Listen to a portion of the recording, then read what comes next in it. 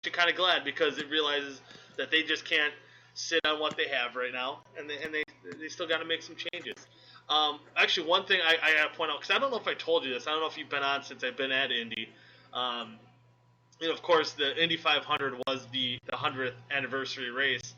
And I was talking to a state trooper when we were walking into the Brickyard 400. But he said for the Indy 500, there was 400,000 people at that race. And they estimated, and I think it was around 60,000 people were at the Cup race. Guess how many people went to the Xfinity Series race on How many? Saturday? Just take a wild guess. 20,000. No, 5,000. Oh my God. My dad goes, looks like there was like 10 people and there 100 people in the stands. And then I talked to that state trooper, I'm like, no, there's 5,000. He's like, no, it looked like there was only 100 people. I'm like, dude, think about it. That's tracks seats 250,000 people. If there's 5,000 people in there, that looks like there's only 100 people in there. That's not saying there's people in the pits and whatnot. So I don't know how many people were actually in the stands. That's how many fans showed up to the track that day. That's bad. Not very good. That's when you know you got to do something, and that's something to do with Kyle Busch and those Toyotas there. You got to do something there for sure. But anyway, moving on from that, we're going to talk a little preseason football. First off, Rudy, were you disappointed the Hall of Fame game wasn't played? No. What about those missed opportunities for those young guys? That was just the proper thing to say for PR. No kidding. I was gonna say people were. I got in a few Twitter arguments on my Twitter handle, which is at sg920@twitter.com. Just throwing that plug out there. But I was like, because people are like, oh man, now all those Packer players lost the opportunity at a job now. It's like, good thing they still have the normal 4 games of preseason left.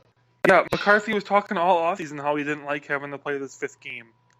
Yeah, see, I don't recall. I mean, how long have they had this Hall of Fame game around? It's been a few years now.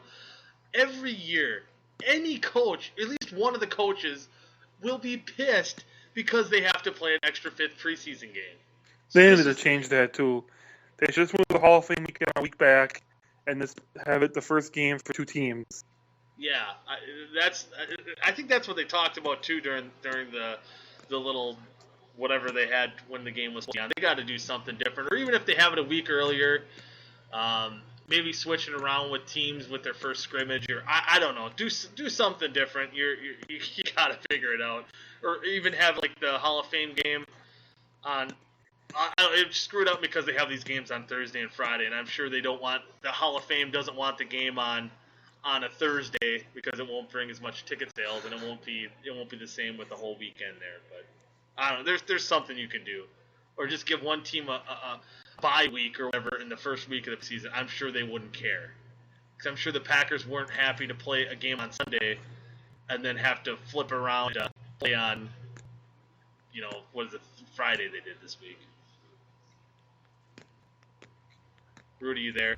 Yeah, I'm here. You were cut. I couldn't tell if you were done talking or not. Oh yeah, I'm sorry. I think my Skype, it's something on my Skype end here. I think. Well, now you're doing good. Okay, that's good. Did you watch the Packer game last night? Did I watch any of it? Yeah. I watched the last 2 minutes. I think I was working. I listened to all of it. Oh. But actually, I did miss the first drive. I did hear that you said Eddie Lacy looked decent, I guess, in his very limited playing time. Yeah, he ran the ball the first 4 times. He ran the ball and got I think 20 yards almost. Or over, I think 4 carries by 21 yards or something. So he obviously, I guess you're playing with the Browns. I don't know. Did the Browns play a lot of their starters? Yeah, they played all of them, I think, on the defense. Well, I don't know, 'cause I don't know who the Browns starters are, but it sounded like they played most of them. And from what it sounded like too, the Browns did play a lot of their offensive starters for a lot longer too than I kind of thought. So it's always hard to gauge preseason games too, Rudy, because the teams have 2 totally different agendas. Obviously, the Browns with RG3, and I think he played 2 series. They kind of wanted to get more playing time. Obviously, Rodgers didn't play at all. Brett Hundley didn't play at all. But like you said, I think we talked before the show. It's hard to say because there wasn't those starters out there. But as far as maybe some of those depth players that we have to look at, and again, I don't know if they're playing with their first or second teams or whatnot, but Well, couple plus, guys. I want to go back to your Hall of Fame thing that you're talking about. People are complaining about all these people fighting for roster spots. Really, on both those teams, there's probably a total of 10 roster spots per team that they're fighting for. Not a lot. Yeah. Well, I mean, yeah. I'd say the only positions that, and a lot of times too, these even if it's more, I would say it's probably around there. Maybe like a team like the Browns. If the Browns missed it, that might be a whole different apple there. But between the Colts and the Packers, really, a lot of those roster spots are set, and a lot of times these roster spots are almost set in practices and how they perform there, not just how they perform in preseason games. It's a percentage of it, but a lot of it has to do with what they do every day in practice. I know like Jared Abadaris, he was a guy early on before training camp started that he might be a guy that's on the bubble that might get cut. But as of right now, because we don't see Jordy Nelson in the lineup and guys like Ty Montgomery and Randall Cobb, we just know that he's been overpaid. That he's been outperforming all wide receivers in camp so far, and I think he had a relatively good game. I think he's had some exciting returns. I did see one of his one of the safety returns that he had yesterday, the last one. That was the last safety I did see. So there's that, but some of these guys, basically some of these things, like Blake Martinez. I think he had a couple sacks last night. Some of those young guys that got to play last night, maybe what they would have played, maybe get some other experience. I want to ask you a question because I know we're getting low on time here. I think the Packers have a punter controversy. I didn't really hear. I kept trying. Because again, I was working last night. Well, he had a 63-yard punt. The two punts that I saw, the backup punter, this Peter Morelli or whatever his name is, had a 63-yard punt. And then on the last punt, he had a coffin corner punt, which he hit perfectly, which down the rounds inside the 5-yard line at the 4. But I heard, didn't he have a bad punt on that first safety kick too, the free kick? Oh, I don't know. I didn't watch that. I just saw the two good punts. But Tim Mastay sucks, so it doesn't really matter.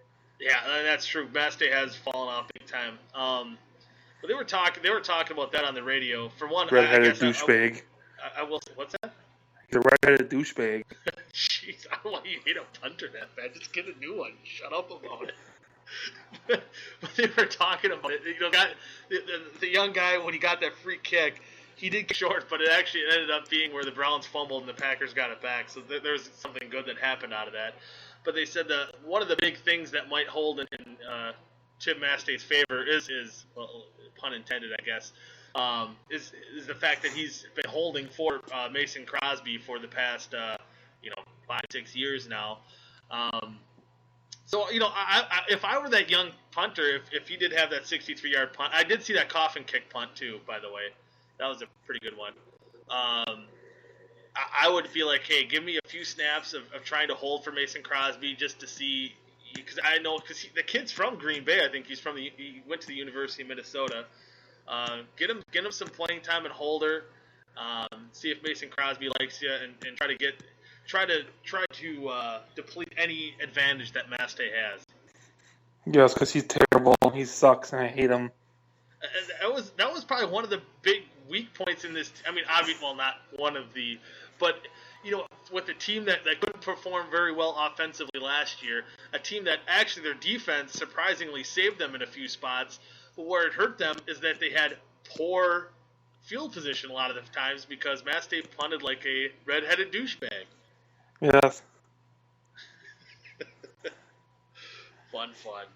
I'm sorry, it's how I feel about punters. I don't like Tim Mastay. I don't like Josh Bidwell. I don't like punters. When was the last Packer punter that you liked? I don't know. Did you like Craig Hendrick? He was okay until he decided to leave for all that money. And Josh Bidwell pissed me off because the Packer organization basically paid and did all that stuff for his cancer, and then he goes and leaves them right away. What an idiot! That shows a lot of loyalty. Yeah, that one. Craig Hendrick, you can't blame him. He signed for a lot of money. punters usually don't get a lot of money, so you got to take it when you get the opportunity. It was weird looking too. That is a very sidebar note, but yeah, he was kind of weird looking. Wow. So anything else that you took away from the Packer game that you watched besides the punting situation? No, not really. Do you feel any more comfortable maybe with the depth on maybe offense and some of the receivers, maybe the tight end battle? I don't know if Perillo still has a beer gut, but it sounded like he was catching everything thrown his way. He still has a beer gut. He still has. Okay, perfect. I didn't want him to lose that because I think last year we did see him in some of the limited action that he had. Maybe not a guy that's the best at getting open, but kind of like Richard Rodgers, maybe even a little worse, obviously. But I think a guy that still has some pretty good hands. Oh, yeah. Yes. But with that being said, we got about 3 minutes. Any last words you want to say before we sign off here today? Have you watched any of the Olympics? I watched very, very limited amount of the Olympics. But Michael Phelps is on a roll. Yeah, so the whole U.S. swimming team was on a roll. Yeah, they're carrying our medal record right now.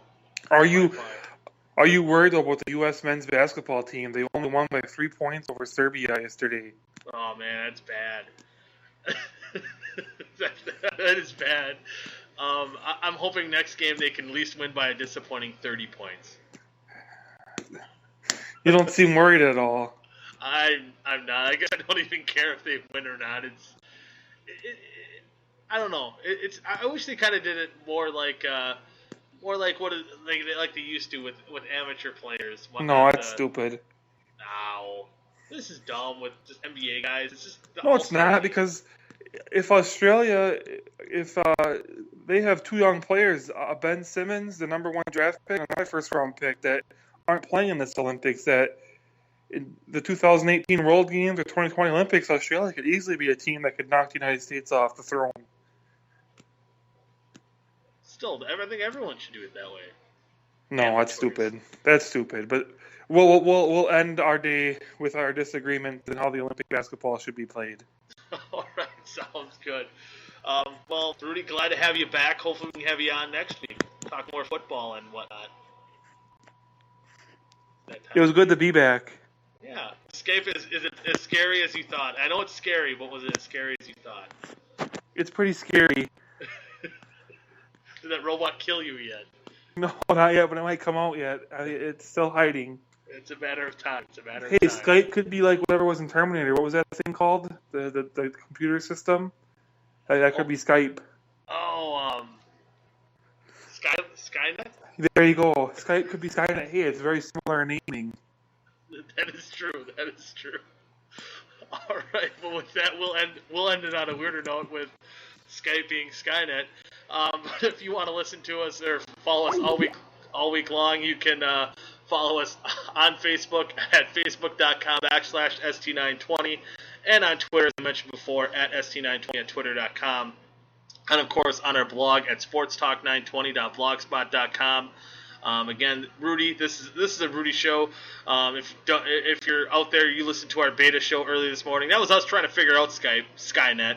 It's been pretty interesting. But follow us on Facebook for the best chance of knowing when our next show is going to be on. It's kind of always impromptu, so enjoy that. But until next time, for Matt Rudolph, I'm Mike Goodman. Thanks for listening to this week's episode of Sports Talk 920. Good day now.